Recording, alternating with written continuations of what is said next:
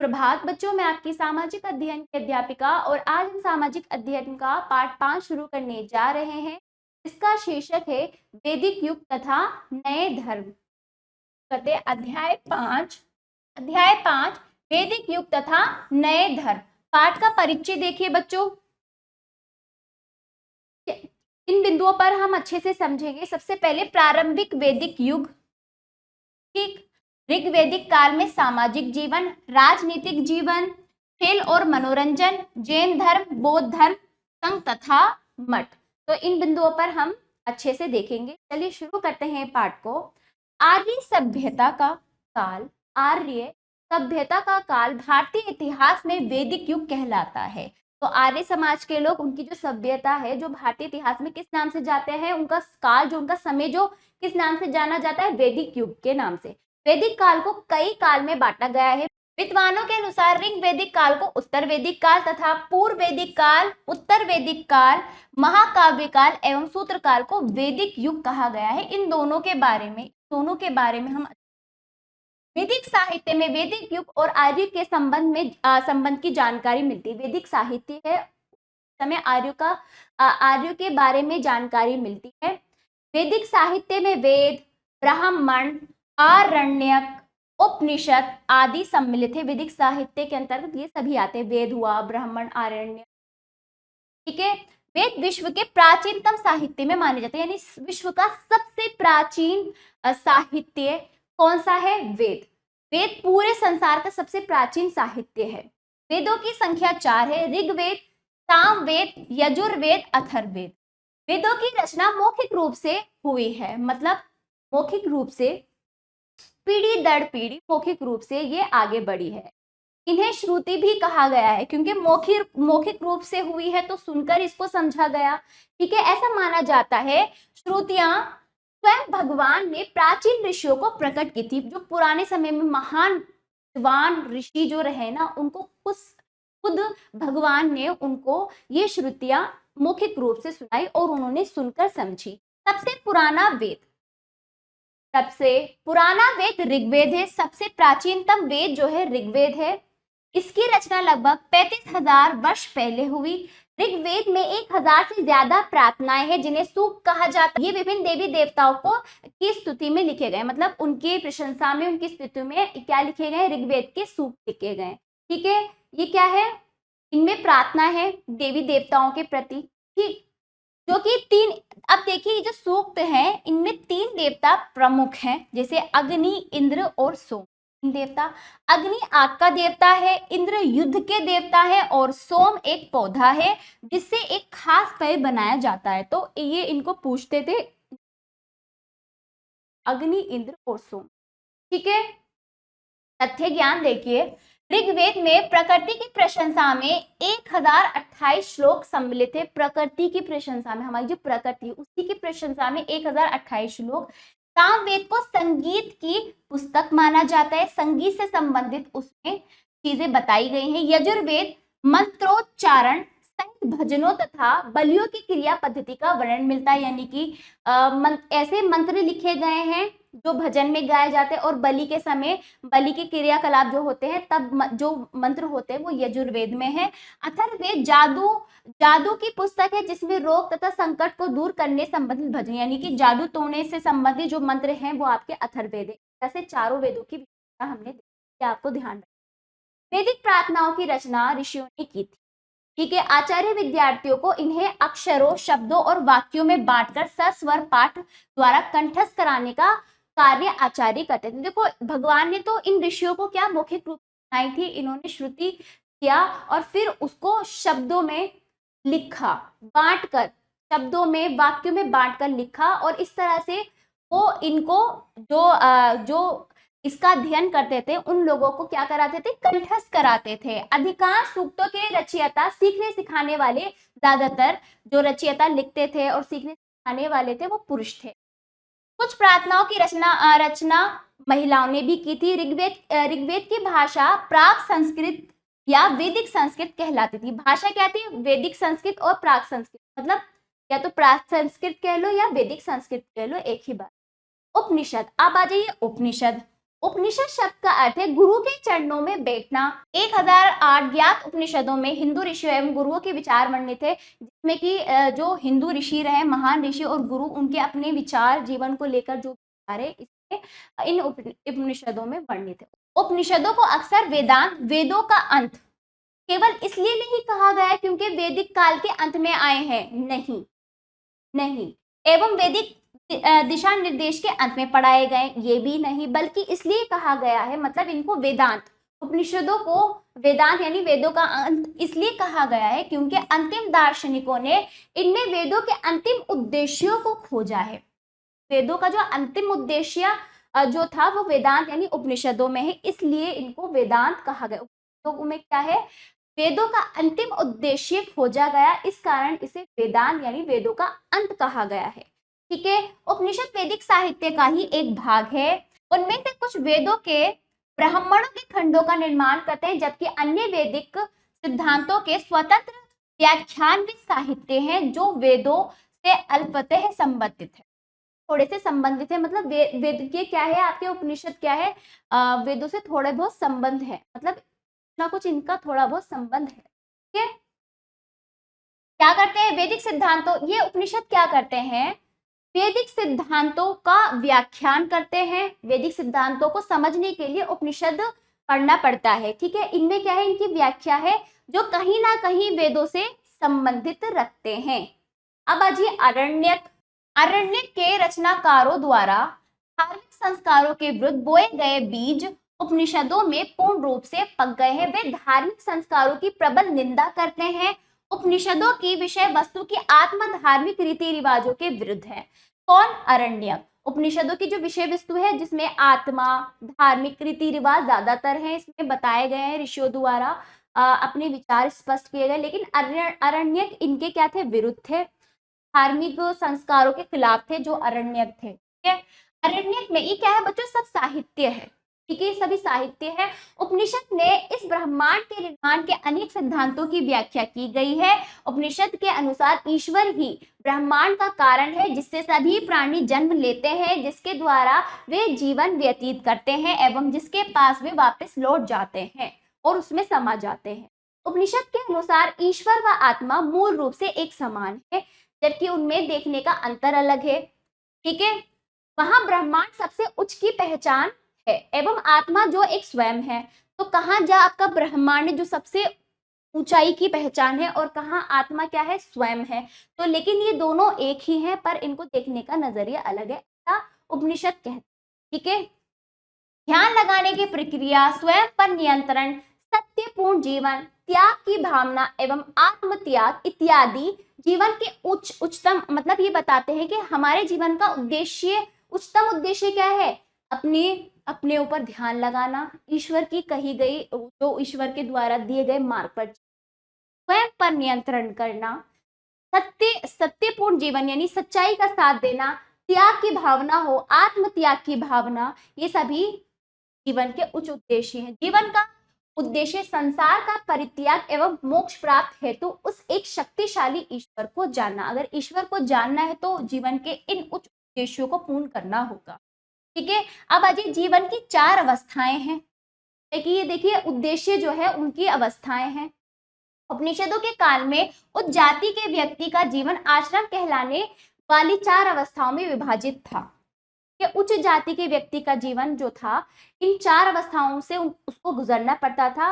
वह ब्रह्मचर्य, नंबर 1 ब्रह्मचर्य, जो विद्यार्थी जीवन जिसमें कि वो शिक्षा दीक्षा प्राप्त कर रहा, सारी शिक्षा अध्ययन करता होगा, तब विद्यार्थी जीवन जब वो ब्रह्मचर्य बनता है। फिर वो गृहस्थ जीवन करेगा, अपने परिवार बसाएगा, पारिवारिक जीवन जिएगा। फिर वानप्रस्थ यानी फिर क्या करेगा, ध्यान के लिए वनों में प्रस्थान करेगा, वनों में निकल जाएगा, अपनी सच्चे ज्ञान या सच्चे उद्देश्य की प्राप्ति के लिए ध्यान लगाने के लिए वनों में चला जाता है। तीसरे नंबर अंत में सन्यासी बन जाता है। सन्यास प्रत्येक वस्तु का त्याग कर, यानी मोह माया परिवार सब कुछ त्याग करके वो क्या बन जाता है, सन्यासी बन जाता है। इन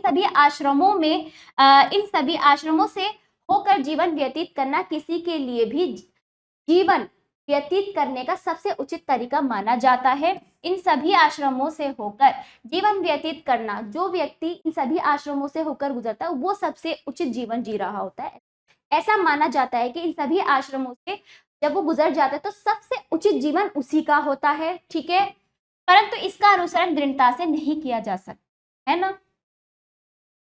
चलिए प्रारंभिक वैदिक युग आ जाइए। अब प्रारंभिक वैदिक युग कैसा था? आर्य लोग सबसे पहले पंजाब में बसे। तो आर्य लोग जो थे मूल निवासी नहीं थे भारत के, वो आए सबसे पहले पंजाब में। धीरे धीरे वे दिल्ली के उत्तरी क्षेत्र की ओर दक्षिण पूर्व में आगे बढ़े। वहां वे कई वर्ष रहे और उन्होंने वेद कहे जाने वाले श्लोकों का संग्रह किया। कुछ समय पश्चात वे लोहे की कुल्हाड़ियों से घने जंगलों को साफ करते हुए वहां से पूरब की ओर गंगा नदी की घाटी में प्रवेश कर गए। प्रारंभ में आर्य लोग पशुपालक और ब्राह्मणकारी थे, ठीक है। इधर उधर घूमते रहते थे। बड़ी संख्या में 4 पैर वाले पशुओं को रखते थे, बहुत अधिक मात्रा में 4 पैर वाले पशु थे, यही उनका आजीविका के साधन थे। इन्हें साथ लेकर वे एक स्थान से दूसरे स्थान पर घूमते रहते थे। फिर उन्होंने क्या करी? कृषि आरंभ की, गांव में स्थायी रूप से रहने लगे, ठीक है। देखो आर्यों के जीवन के बारे में द्वारा रचित श्लोकों, कविताओं और कहानियों से जानकारी इनके बारे में मिलती है।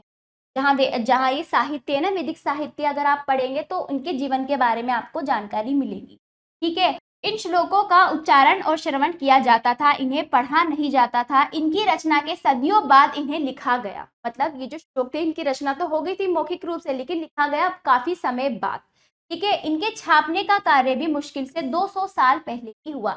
जैसे कि मैंने बताया था, ये मौखिक रूप से किए गए, सुने गए और फिर महान ऋषि आगे जाकर इनको लिखे थे, ठीक है। तो इनको कोई अज्ञानी व्यक्ति पढ़ नहीं सकता था। जो इनको इन श्लोकों का ज्ञान जिन्हें था, जो सुनकर चले आ रहे थे अपने पूर्वजों से, वही का उच्चारण करते थे और लोग उसे सुनते थे, ठीक है। तो लिखित रूप में तो बहुत समय बाद आया, तो इसका ये अर्थ है, ठीक है। अब अजय ऋग्वैदिक काल में सामाजिक जीवन कैसा था? चलिए ऋग्वैदिक काल में समाज मुख्यतः 4 वर्गों में बटा हुआ था। ब्राह्मण, क्षत्रिय, वैश्य, शूद्र, 4 वर्गों में, जो कर्म के आधार पर बटा था, ना कि जन्म के आधार पर। जैसा जिसका काम वैसा वो उसी जात में बदल जाता था। यह वर्गीकरण लोगों के कार्यों पर आधारित था, ना कि जन्म पर। शिक्षकों को ब्राह्मण, शासकों एवं प्रशासकों को क्षत्रिय, किसानों, व्यापारियों और साहूकारों को वैश्य, जो व्यापार करते थे वो वैश्य करते थे। और जो क्षत्रिय होते थे, प्रशासक होते थे, शासक होते थे, वो आपके कौन होते थे? क्षत्रिय। और शिक्षक जो विद्यार्थियों को शिक्षा देते थे, दीक्षा देते, वो ब्राह्मण होते थे। बाकी व्यापार हुए, साहूकार, वो वैश्य। और दस्तकारों और मजदूरों को शूद्र कहा जाता था। प्रारंभ में एक ही परिवार में सभी वर्ग हो सकते थे, परंतु बाद में व्यवसाय पैतृक होते चले गए। यानी प्रारंभ में क्या था? एक ही परिवार में ब्राह्मण भी हो सकता था, किसी का एक ही परिवार में 4 बच्चे होते तो कोई ब्राह्मण बनता था, कोई क्षत्रिय, कोई शूद्र। लेकिन फिर क्या होने लगा? आगे जाकर बुराइयां आने लगी, लोग ऊंच नीच का भाव रखने लगे। तो क्या होता था कि पिता अगर ब्राह्मण है, उसका पुत्र चाहे कुछ करे ना करे वो भी ब्राह्मण हो गया। तो प्रारंभ में क्या था? व्यवसायिक था, परंतु बाद में पैतृक, पिता के नाम से जाने लगा, ठीक है। पिता से वो अपनी जात को जानने लगा और एक व्यवसाय से जुड़े लोगों को एक जाति के रूप में माना जाने लगा। चाहे उसमें वो कितना भी बच्चा काबिल हो, अगर वो उसका पिता क्या है, शूद्र है, तो वो भी शूद्र। ये बाद में हुआ, प्रारंभ में नहीं था। वैदिक युग में ये सब नहीं, ऐसी कोई बुराई नहीं, अपने कर्मों में बैठे थे। जात पात की भावना तो बाद में हुई, ठीक है। समाज की आधारभूत इकाई परिवार था। बाल विवाह प्रचलित नहीं थी, उस समय बाल विवाह नहीं होता था। मतलब सामाजिक बुराइयां इस समय नहीं थी।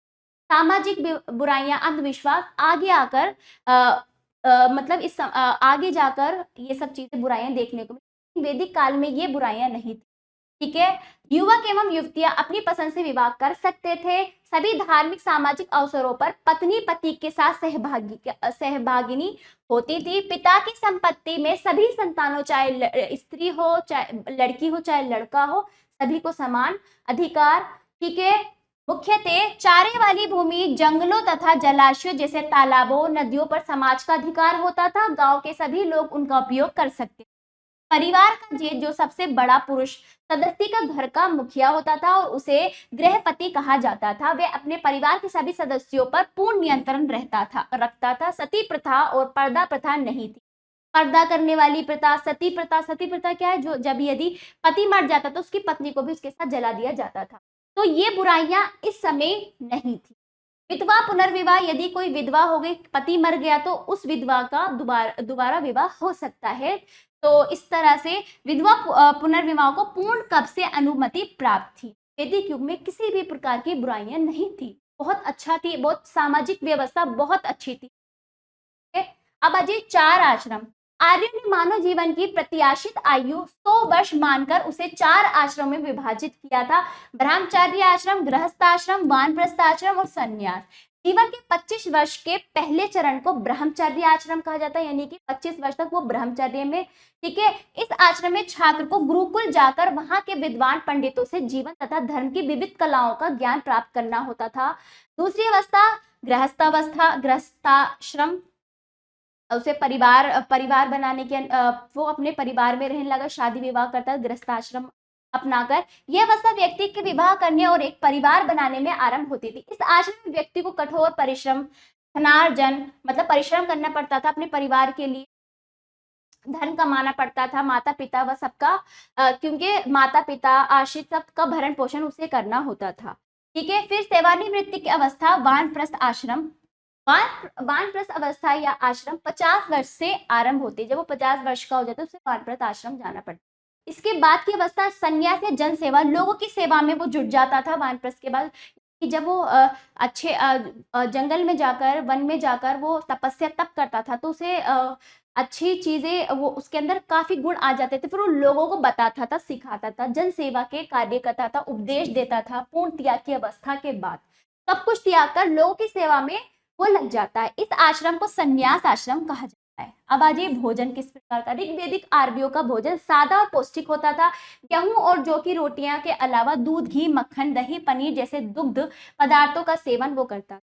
एक मादक द्रव्य सोमरस पीने के शौकीन थे। कौन? आर्य समाज के लोग। इसे समाज में बुरा नहीं माना जाता था। जो सोमरस पीने योग्य मादक द्रव्य थे, लेकिन बुरा नहीं माना जाता। लेकिन दूसरा एक और मादक पेय जो था वो सुरा, इसको अत्यधिक मादक पेय बुरा माना जाता था, इसका खंडन किया जाता था। देखो सुरा जो था बुरा मादक पदार्थ था, सोमरस जबकि नहीं था। क्योंकि देखो सुरा जो है, सुरा जो भी व्यक्ति पीता था वो अपराध दुष्कर्म की ओर अग्रसर होता था, ठीक है। तो इसलिए वो बुरा माना जाता था, बुरा मादक पदार्थ, ठीक है। फल, सब्जियां, दालें और मांस भी भोजन में सम्मिलित।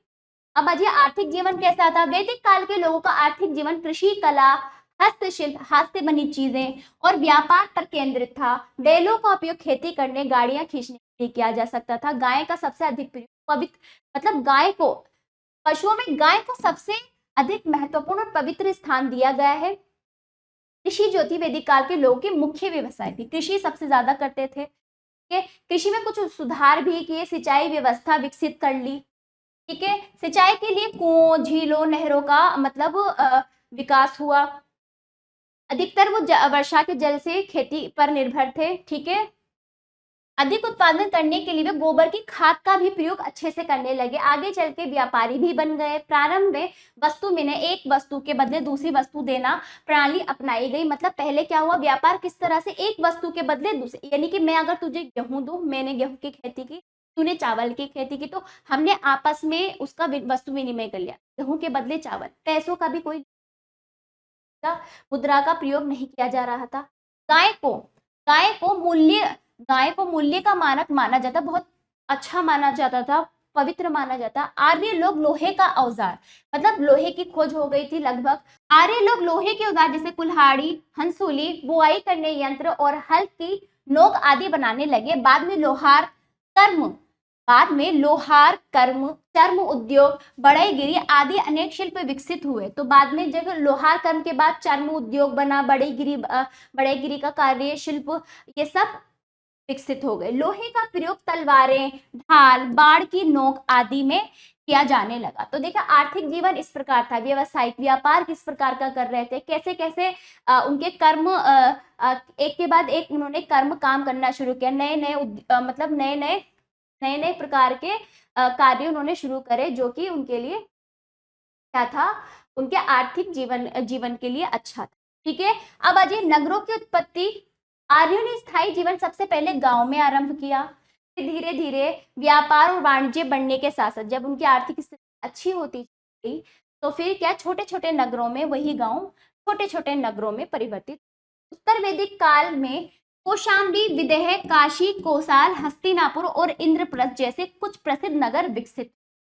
आ जाइए, अब धार्मिक विश्वास क्या था, किसमें वो विश्वास है? ऋग्वैदिक काल के लोग सूर्य, पृथ्वी, आकाश, वायु, वर्षा, अग्नि आदि की उपासना करते थे, पूजा करते थे। उत्तर वैदिक काल में भगवान के तीन रूप जैसे ब्रह्म, विष्णु तथा शिव।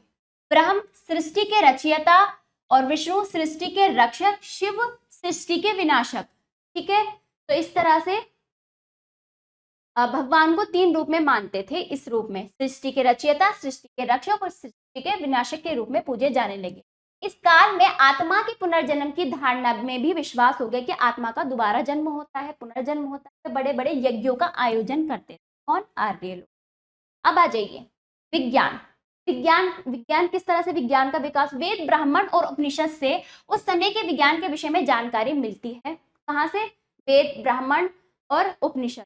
वैदिक काल के लोग गणित की सभी शाखाओं जैसे अंकगणित, बीजगणित, रेखागणित, खगोल विद्या, ज्योतिष को भी गणित के नाम से ही जानते थे। इन सभी का ज्ञान लगभग इनको हो चुका था। वे त्रिभुज के बराबर क्षेत्रफल का वर्ग बनाना भी जानते थे। वे वृत्त के क्षेत्रफल के बारे में भी जानते थे। उन्हें शून्य का भी ज्ञान था, 0। इसके अतिरिक्त उन्हें प्रत्येक अंक के स्थानीय मान और मूल मान की भी जानकारी थी, मतलब अच्छे पढ़े लिखे शिक्षित थे। खगोल विद्या का भी विकास भी वैदिक काल में हुआ। वे आकाशीय पिंडों की गति के विषय में जानते थे। इससे जो हम पृथ्वी, सूर्य और चांद, इन सभी की गति के विषय में जानते थे। इससे उन्हें सही पंचांग कैलेंडर बनाने में, मतलब हिंदू कैलेंडर बनाने तथा सूर्य एवं चंद्र ग्रहण का समय बताने में सहायता मिलती थी। उन्हें पिंडों के घूमने तथा समय का ज्ञान और आकाशीय पिंडों के बीच मापने के भारी प्रयास उन्होंने किए, मतलब इनको जानने की इच्छा थी, खोज, वो नए नए आविष्कार करते विज्ञान में। ठीक है, अब आ जाइए राजनीतिक जीवन कैसा था। गांव का निर्माण बहुत से परिवारों को मिलाने से होता है। एक का नेता मुखिया या ग्रामीण होता था। देखो गांव का निर्माण बहुत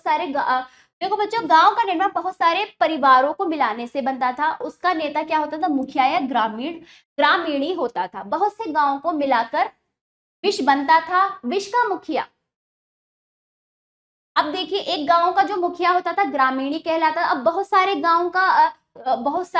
गांव मिलते थे विश्व, और विश्व का जो मुखिया होता था विश्वपति होता। बहुत सारे गांव मिलकर विश्व कहलाते थे और उनका विश्वपति होता था। बहुत से विश्व राजा के अधीन एक जनजाति बनाते थे। बहुत से विश्व जो होते राजा के अधीन थे जाति। ऋग्वेद काल में आर्यों ने छोटे छोटे राज्य बनाए और गैर आर्यों के विरोध का दमन करके कुरु, पांचाल, कोसाल, मगध, काशी तथा अंग जैसे शक्तिशाली राज्यों की स्थापना की। ये सभी राज्यों की स्थापना की, गैर आर्यों का विरोध किया। कुछ राजाओं ने विशाल राज्य क्षेत्रों को जीतकर अश्वमेघ यज्ञ के बहुत सारे, मतलब अश्वमेघ यज्ञ के द्वारा बहुत सारे विशाल राज्यों को जीता। सेनापति, इस तरह उन्होंने सम्राट की उपाधि प्राप्त की।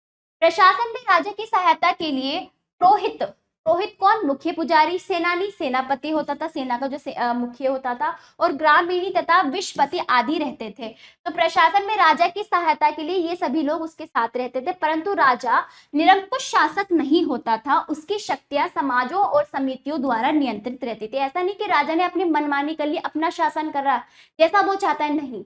समाज की शक्तियां उसके हाथ में पूर्ण रूप से नहीं थी। ये शक्तियां समितियां द्वारा नियंत्रित थी, राजा अपनी नहीं चला। ठीक है, अब अजय खेल मनोरंजन किस प्रकार करते थे? ऋग्वेद काल के लोग मनोरंजन घुड़सवारी, रथ दौड़, शिकार, संगीत, नृत्य आदि करते थे। जुआ खेलना भी एक मनोरंजन था उनके लिए। हालांकि जुआ खेलने की प्रवृत्ति को निंदनीय माना जाता, गलत माना जाता था। अब अजय बौद्ध धर्म। अब देखिए अब आ जाइए बौद्ध धर्म। वैदिक युग के बाद कौन सा धर्म आया? बौद्ध धर्म। प्राचीन इतिहास देखिए, प्राचीन इतिहास में बौद्ध धर्म के संस्थापक गौतम बुद्ध, जिनका बचपन का नाम सिद्धार्थ था, ठीक है, इनका जन्म 563 ईसा पूर्व कपिलवस्तु के निकट लुम्बिनी में हुआ, ठीक है, लुम्बिनी नामक स्थान पर हुआ। गौतम शाक्य वंश के मुखिया के पुत्र थे। किसके? शाक्य वंश के मुखिया के पुत्र। प्रारंभ में उनका जीवन विलासितापूर्ण, मतलब अच्छे से मतलब राजा के पुत्र थे, अच्छे से उन्होंने अपना जीवन व्यतीत किया। सारी सहूलत, सारी विलासिता की आवश्यकता की चीजें उन्हें प्राप्त थी। उनका विवाह एक राजकुमारी से हुआ। उनकी पत्नी का नाम यशोधरा एवं पुत्र राहुल था। तो उनका पुत्र का नाम राहुल। ठीक है। किंवदंतियों के अनुसार एक वृद्ध व्यक्ति, एक बीमार व्यक्ति एवं मृत व्यक्ति को देखकर गौतम को एहसास हुआ कि इस संसार में पीड़ा है। एक सन्यासी को देखकर उन्हें अनुभव हुआ कि इस दुख व पीड़ा का अंत भी है। तो देखिए, जब उन्होंने देखा कि हम कितना भी अच्छा जीवन व्यतीत कर लें, राजा महाराजाओं वाला जीवन व्यतीत कर लें, लेकिन एक दिन हमें मृत्यु को प्राप्त होना है, तब हमें बहुत पीड़ा होगी। तो उस पीड़ा से भी क्या है, वो डर डर के जिएगा। तो उसने सोचा कि देखो, वृद्ध व्यक्ति, बीमार व्यक्ति और मृत व्यक्ति को देखकर उनको ये बात समझ आ गई कि एक ना एक दिन हमें ये जो विलासिता जीवन जो हमें व्यतीत कर रहा हूँ, मुझे त्यागना है। जब उन्होंने फिर आगे चले तो उन्होंने देखा सन्यासी को देखा कि वो बेफिक्र होकर, जबकि उसके पास कुछ नहीं, ना उसकी कोई आवश्यकता की, ना विलासिता की कोई वस्तु है, फिर भी वो खुश है। उन्होंने अनुभव किया इस दुख व पीड़ा का अंत भी है। सन्यासी बन जाओ, दुख पीड़ा से क्या हो जाओगे, छुटकारा पा जाओगे, मृत्यु को भी खुशी खुशी प्राप्त कर लोगे। सन्यासी बनना उनके लिए, उन्होंने सन्यासी बनना अच्छा है। दुख के अंत की खोज करने के लिए गौतम ने 30 वर्ष की आयु में घर छोड़ दिया। अपने सारा जीवन, राजा महाराजाओं वाला जीवन छोड़कर वे 6 वर्षों तक भटकते रहे। अंत में बोध गया में एक पीपल वृक्ष के नीचे बैठ गए एवं तय किया वे तब तक नहीं उठेंगे जब तक उन्हें अपने सभी प्रश्नों के उत्तर नहीं प्राप्त हो जाते। वे यहाँ 49 दिनों तक गहरे ध्यान में संलग्न, ध्यान लगा लिया उन्होंने उस पीपल वृक्ष के नीचे बैठकर। इस समय सीमा के अंत में उन्हें ज्ञान प्राप्त हो गया। फिर बुद्ध को क्या हो गई, ज्ञान की प्राप्ति हो गई। फिर उन्हें बुद्ध कहा जाने लगा। बुद्ध यानी ज्ञान प्राप्त व्यक्ति, जिसे ज्ञान की प्राप्ति, सच्चे ज्ञान की प्राप्ति हो जाती है, वो बुद्ध कहलाता है। तो फिर वो क्या कहलाए जाने लगे, बुद्ध के नाम से जानने लगे। पहले तो उनका नाम क्या था, सिद्धार्थ। जब उन्होंने ज्ञान की प्राप्ति कर ली तो वो बुद्ध कहलाए। बुद्ध ने अपना पहला प्रवचन वाराणसी के निकट सारनाथ में दिया। ठीक है। इसके बाद 40 वर्ष तक बौद्ध धर्म के प्रवचन देते गए, लोगों को बताए, समझाए कि जीवन क्या है, जीवन एक भ्रम है, जीवन को किस तरह से हम समझ सकते हैं, सच्चा उद्देश्य क्या है, किस तरह से हमें जीवन व्यतीत को भ्रमण करते रहे एक स्थान से दूसरे स्थान तक। ठीक है। प्रवचन देते रहे और प्रवचन जो उन्होंने दी सामान्य भाषा में दी, क्योंकि वो चाहते थे कि एक सामान्य व्यक्ति उनकी बात को समझे। ठीक है। चलिए, फिर क्या हुआ, लगभग 80 वर्ष की आयु में पूर्वी उत्तर प्रदेश में कुशीनगर में उनकी मृत्यु हो। कहां पर हुई, कुशीनगर में उनकी मृत्यु हो। अब इसके बाद देखिए बौद्ध धर्म के उपदेश क्या थे। बुद्ध का मानना था कि वर्तमान में हमारी क्रियाकलाप, जो हमारे कर्म थे, चाहे वे अच्छे हों या बुरे, हमारे भविष्य को प्राप्त करते हैं। उन्होंने कहा कि लोगों को उनकी इच्छाओं के कारण पीड़ा होती है। हमें, यानी कि उनका मानना था कि हमें अपनी इच्छाएं त्यागनी चाहिए। इच्छाओं के कारण तो हम दर्द में रहते, पीड़ा होती है, यानी कि अगर हमारी इच्छा पूरी नहीं हो तो हम दुखी रहेंगे। तो इच्छाओं का त्याग करो, इच्छाओं पर विजय प्राप्त करो। ठीक है। तो वे निर्वाण या जीवन व मृत्यु के चक्र से मुक्ति या मोक्ष पा सकते हैं। तो इस तरह से वो जीवन और मृत्यु के चक्र से जो है ना, मुक्ति मोक्ष पा सकते हैं यदि आप अपनी इच्छाओं पर विजय पा लेते हैं। बुद्ध ने अहिंसा का उपदेश दिया एवं जानवरों की बलि का विरोध किया। ठीक है। उनके जो मानने वाले थे अपने अनुयायियों को अष्टांगिक मार्ग सुझाव दिया। अष्टांगिक 8 ऐसे रास्ते जिससे चलकर हम मोक्ष कर सकते हैं। अष्टांगिक मार्ग: सम्यक दृष्टि, सम्यक संकल्प, सम्यक वाणी, सम्यक कर्मांत, सम्यक आजीव, सम्यक व्यायाम, सम्यक स्मृति, सम्यक समाधि। बौद्ध धर्म के 3 मुख्य तत्व भी हैं, बुद्ध, धम्म और संघ। अनुयायी संघ या औपचारिक धार्मिक क्रम अपना सकते थे। जो अनुयायी थे उनके मानने वाले औपचारिक धार्मिक क्रम अपना सकते थे। संज्ञा औपचारिक धार्मिक क्रम जिसे जो अपने नियमों के अंदर रहते हैं, बौद्ध धर्म के सारे नियम मानते हैं। तो इस तरह से अष्टांगिक मार्ग सही दृष्टि यानी सही आपका नजरिया क्या है, जीवन जीवन को देखने का सही आपका नजरिया सही नजरिया होना चाहिए, सही संकल्प होना चाहिए, है ना। आपका संकल्प आपका जो भी है, आपका जो संकल्प है वो सही होना चाहिए। आपकी जो भाषा वाणी क्या होनी चाहिए, सच्ची, सत्य और मीठी। सम्यक कर्म, आपके सही कर्म होने, इस तरह से आजीव, व्यायाम, स्मृति और समाधि, सम्यक समाधि, ठीक है। इस तरह से अष्टांगिक मार्ग बताए। अब अजय इसके बाद बौद्ध धर्म के बाद जैन धर्म। प्राचीन इतिहास में जैन धर्म की स्थापना वज्जी गणसंघ के वर्धमान महावीर द्वारा की गई। महावीर का जन्म 540 ईसा पूर्व वैशाली के निकट कुंडलपुर में हुआ। कहां पर? कुंडलपुर में। उनका पालन पोषण विलासिता में हुआ, परंतु उन्होंने 29 वर्ष की आयु में घर छोड़ दिया। अगले 12 वर्षों के लिए उन्होंने ध्यान लगाया एवं कठोर तपस्या की। सारी सुविधाओं भरे जीवन को त्याग दिया। अंत में उन्होंने केवल्य उचित ज्ञान, केवल्य केवल्य का अर्थ होता है उचित ज्ञान प्राप्त किया। अब से उन्हें जिन यानी विजेता, अब से उन्हें जिन एवं उनके अब से उन्हें जिनका अर्थ होता है विजेता एवं उनके मानने वालों अनुयायियों को जैन कहा गया। उन्हें जिन और अनुयायियों को जैन कहा जाने लगा। महावीर को 24वें तीर्थकर, सत्य की खोज की थी। 24वें तीर्थकर कहा जाता, 24वें तीर्थकर थे ये।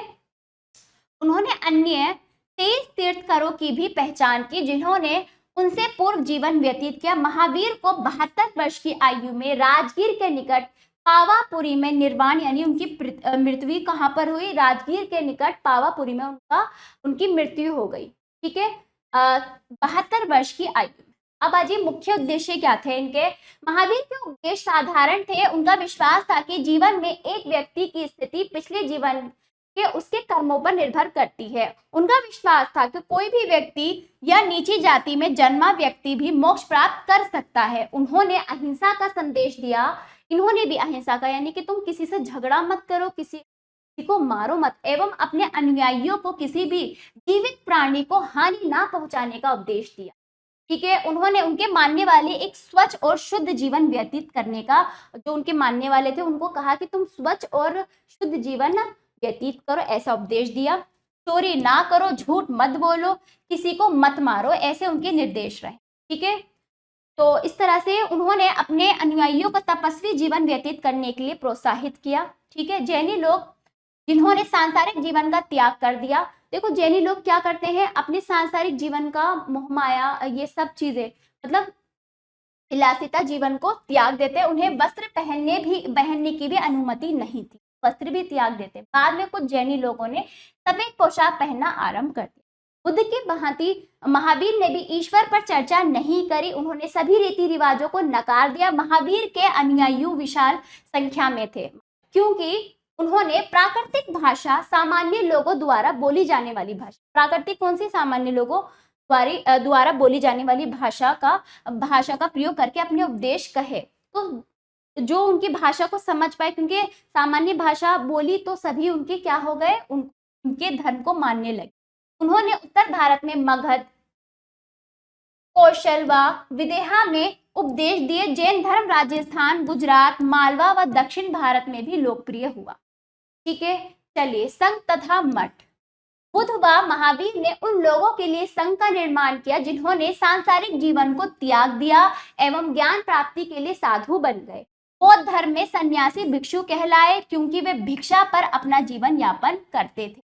एक स्त्री अपने पति की अनुमति से संघ में शामिल हो सकती। सन्यासिनी कहलाती थी। सन्यासिनी को भिक्षुणी कहा जाता था। एक कर्जदार व्यक्ति, एक गुलाम, एक शाही कर्मचारी या एक बच्चा अपने ऋणदाता, मालिक, राजा व पिता की अनुमति से ही संघ में सम्मिलित हो सकता है। सन्यासी एवं सन्यासिनी सादा जीवन व्यतीत करते थे। अधिकांश समय ध्यान, धार्मिक अध्ययन में व्यतीत करते थे। उनका विश्वास या मत लोगों में फैलाने के लिए भ्रमण करते थे। मतलब वो जिस चीज में विश्वास करते थे, अपने उद्देश्यों को, अपने मत को, अपने ज्ञान को वो एक भ्रमण करते थे लोगों को बताने के लिए। ठीक है, उनको संघ के नियम के लिए बाध्य रहना होता था, संघ के नियम का पालन करते। बौद्ध धर्म के नियम विनय पिटका, जो बौद्ध धर्म के नियम थे वो विनय पिटका नामक साहित्य में संग्रहित। संघ के भीतर उनकी जाति संपदा पर ध्यान बगैर सभी को समान दर्जा दिया जाने लगा। सदस्यों की सभाओं द्वारा महत्वपूर्ण विषयों पर चर्चा, विवादों का निवारण, सब इसमें मतलब इस संघ में इन सब का निवारण किया जाने लगा। कुछ भिक्षु भिक्षुणियों के लेखों द्वारा उस समय की मूल्यवान जानकारी मिलती है। सन्यासी व सन्यासिनी एक स्थान पर लंबे समय तक नहीं ठहरते। हालांकि मानसून यानी जब बारिश का मौसम लगता था तो वो क्यों ना एक स्थान पर रुक जाते थे। तो वो कहाँ पर रुकते थे? एक स्थान पर, गुफाओं या अस्थायी घरों में आश्रय लेते थे।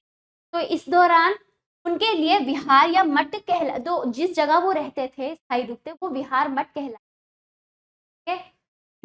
तो इस तरह से उनके लिए निवासी निर्माण किया गया। उनके लिए क्या बनाए गए? विहार मठ बनाए जाने लगे। सन्यासिनी और सन्यासी के लिए पृथक निवासों का निर्माण होता, अलग अलग रहते थे। ठीक है, अनेक समृद्ध लोग मुख्यतः व्यापारी, बुद्ध धर्म या जैन धर्म के अनुयायी बने। जो समृद्ध अच्छे पैसे वाले लोग ज्यादातर इस धर्म में शामिल हुए। उन्होंने मठों के लिए विशाल मात्रा में धन दान दिया, अपना सारा धन लुटा दिया। कुछ मठ लकड़ी व ईंटों से निर्मित थे, जबकि कुछ चट्टानी पहाड़ियों को काट कर बनाए गए। देखिए मठ है, तो जो धनवान लोग थे इस प्रकार के मठ उनके लिए बनाए। मतलब जैसे कि मानसूनी या फिर वर्षा का मौसम, अस्थायी रूप से मठ बनाए जाते। कुछ मठ शिक्षा के महत्वपूर्ण केंद्र बनकर उभरे। बाद में जाके ये सब ये अच्छे अच्छे मठ जो है चट्टानी मठ क्या है, शिक्षा के केंद्र भी बने। ठीक है, चलिए अब आ जाइए शब्दावली। अब शब्दावली देखिए। सूक्ष्म श्लोक देवी देवताओं की स्तुति में रची गई प्रार्थनाएं। उत्तर वैदिक काल, ऋग्वेद के बाद के काल में लिखे गए वेदों के काल। वस्तु विनिमय प्रणाली, एक वस्तु के बदले दूसरी वस्तु लेना, इसमें मुद्रा का प्रयोग नहीं होता था। महाकाव्य, प्राचीन योद्धाओं की वीर गाथाएं जो लंबी कविता के रूप में होती थी। सेनानी, सेनापति। ठीक है, सारांश आप देख लीजिएगा बच्चों अच्छे से, जैसे कि मैंने पाठ में पढ़ा है मोटे तौर से। आप इस सारांश है, पाठ का सारांश आप स्वयं पढ़िए पाठ के अनुसार, जैसे कि पाठ पढ़ा है सारांश को आप अच्छे से क्या सार है इस पाठ में यहाँ पर दिए। चलिए पाठ समाप्त हुआ। अभ्यास कार्य देखिए। चलिए बच्चों, सही विकल्प पर सही का चिन्ह लगाइए। कहा देखिए, ऋग्वैदिक काल में समाज मुख्यतः बटा था। कितने भागों में? 4 भागों में। ठीक है, अगला देखिए ख, अथर्ववेद में डैश की जानकारी मिलती। किसकी? जादू की। देवी देवताओं की स्तुति में रचित प्रार्थनाएं कहलाती है सूक्त, श्लोक, परिक दोनों। अगला ऋग्वेद सबसे डैश वेद है, पुराना वेद है। अगला वर्ण तथा आश्रम व्यवस्था का उदय किस काल में हुआ? बताइए। उत्तर वैदिक काल। चलिए अगला दूसरा देखिए, किसानों की पूजा का देखिए, सोम डैश रस का पान करते थे। तो आर्य, आर्य यहाँ पर आर्य आएगा बच्चों, आर्य सोम रस का पान।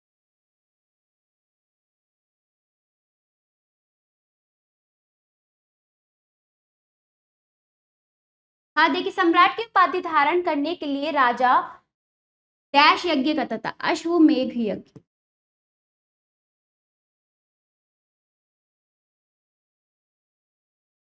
अश्वमेघ यज्ञ। अगला वेदों की भाषा वैदिक संस्कृत।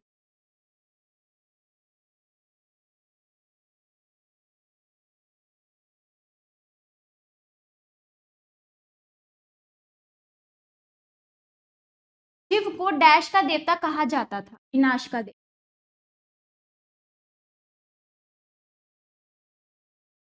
डैश विद्या की भी वैदिक काल में विकास हुआ, खगोल विद्या।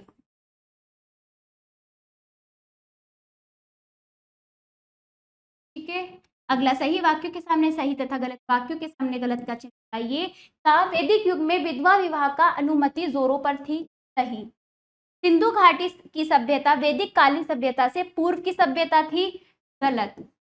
अगला वैदिक काल में महिलाओं की हीन दशा थी, गलत। वैदिक युग में बाल विवाह प्रथा का प्रचलन नहीं था, सही।